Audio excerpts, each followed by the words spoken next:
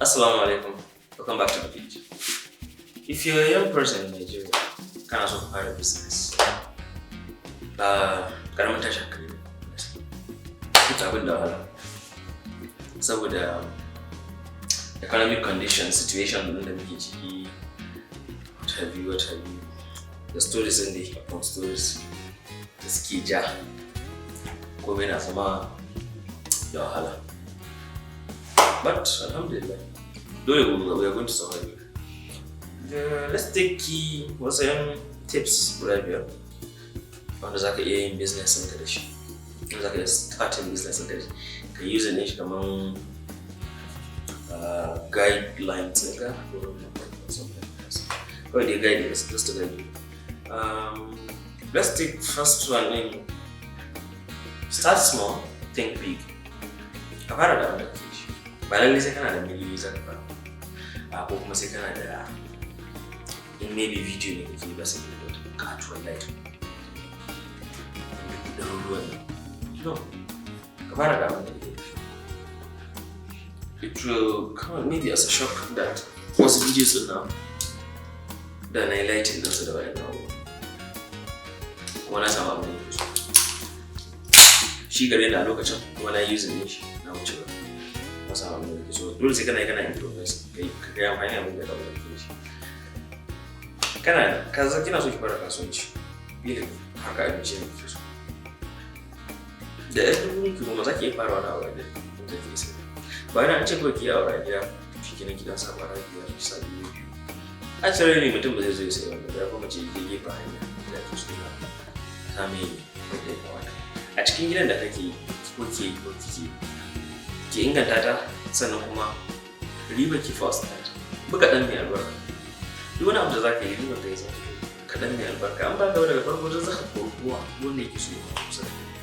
So wannan think small start big. Akwai companies da yawa, akwai su Amazon, su Google, su ne daga gareji ko zuciya ba da su. Ba ma yau yana suke sun yi nisa ba kusa ba. Wasu akwai wanda kila daga soya ƙosai ke gefen titi. Yau ka je ka duba suna da katon catering house ko restaurant, food house, full time restaurant. So akwai irin wannan all-two, akwai examples kala-kala. Da mun fara kaɗan ko amma sabuwar ka babba sai ka sa can shine final destination ka can kake so ka shi ma can din ba wai final stop ɗinka bane continuation ne irin gaban in ka kai wurin ka kai wani milestone ne wanda kuma daga nan insha Allah za ka daura hopefully haka za ka sa burin ka ya fi ka girma nisa ba kusa. After wannan akwai identifying solution din saboda mutane za su biya su sai solution ne su paying for solution ba wai problem ba ko na abu. So irin ina ce haka kaman me wata matsala da ke damun mutane to yi maganin ta ka magance ta in the sense that ko true services ne ko true products ne. Akwai yanzu kamar misali akwai competition da za ka ga ana yi wasu products. Akwai wani product yana da kyau ko wani amfani da shi mai tsada ne.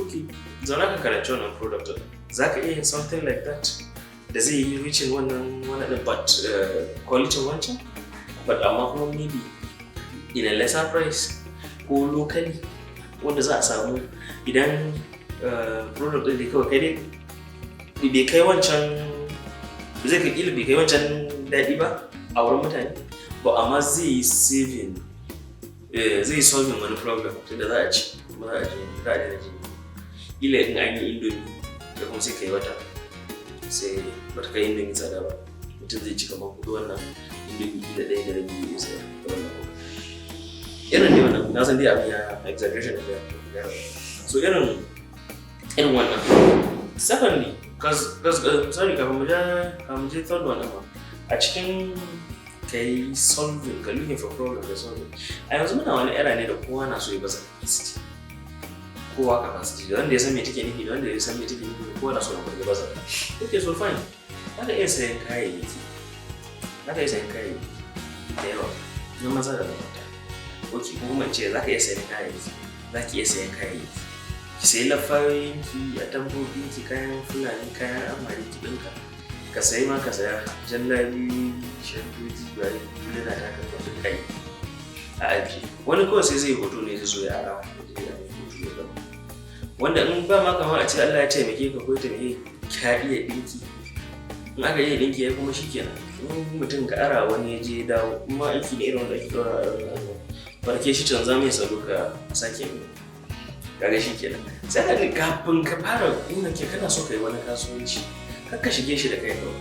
Fara koyan shi, ka san me ke cikin shi, me ya ƙunsa.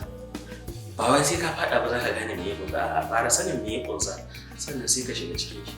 Wani business ɗin da dama, so da yawa abubuwa da dama, in ka ce za ka shige da kai, sai ka shiga ka ga abubuwan da ke ciki ne ba ka so ko kuma ba za ka iya ba. Kaga shikenan ka yi wasting time ɗinka kuma ka yi wasting resources. Sannan aka zo daga baya shikenan sai ka ji abin ma ya fita ranka gaba ɗaya. Amma tun kafin ka shiga, kai karatu a kan shi, kai bincike ka kan shi, ka san abubuwan da ya ƙunsa, ka sai ka gane cewa wannan zan iya ko ba zan iya. Zan ɗauke shi in tafiya da shi ko kuma abu ne wanda ba zan iya nisa da shi. Duk wannan kai za ka yi determine da shi. Dan fourthly, akwai ka san first ne na hudu ne? Solution. Sannan fourthly akwai solution clients ɗinka, customers. Dole ka sa customers ɗinka a first kafin kowa. Dole customers ɗinka su zama dole. Su ne kan gaba a duk tunanin da za ka yi saboda su kake wa aiki. Wanda yau idan ba customers baka da kasuwa, baka da business.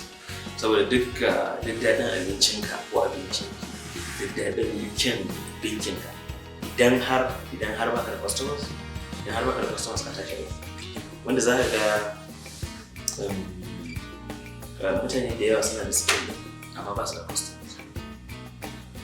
Wanda wani referral guda na kama you're set for life saboda kana da skills, ayyuka mai kyau ko girki mai kyau, so amma baki da customers, zai ga business ɗinki a ƙasa. Kuma wannan da za ka ga business ɗinka a ƙasa kuma yaki a ƙasa kuma kana da skill kan everything, abin da ya kamata ka yi shi ne fifth one ne, shi ne consistency.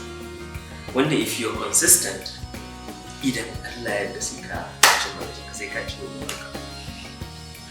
Okay, let's say YouTuber ka so ka ya zama tuwa a ce kullum ta da posting video at least 2 per ko so ɗaya ne ma tsare lafiya saboda algorithm na son constant posting kullum. Okay, idan ɗinki kake kaka yi wai ka yi ɗinki yau ina je na koya yau ko ba zan je ba. In dai har kana son koya je ka kullum, kana da kuɗi baka da kuɗi, an bata ma rai, an ci zarafin ka, an yi waye ya haƙuri kaji. Kwalliya za ta biya kuɗin sabulu saboda consistency shine komai. Saboda a Chinese believe also, they believe in kawai if you work hard you must succeed. Because who is work hard. If you work hard you must succeed. So abin da suka dauka. And mindset ɗin nan, believe ɗinka, if you believe it kuma ka sa shi a ranka, mostly za ga Allah ya dafa ma cikin wannan abu da abin da ka sa a ranka za ka yi. Ka yi shi da kyau, ka yi addu'a, za ga Allah ya amsa maka ya dafa. So consistency yana da amfani sosai saboda abin da in ka fara ka zo ka bar shi kuma shikenan ya rushe, ya rubuce.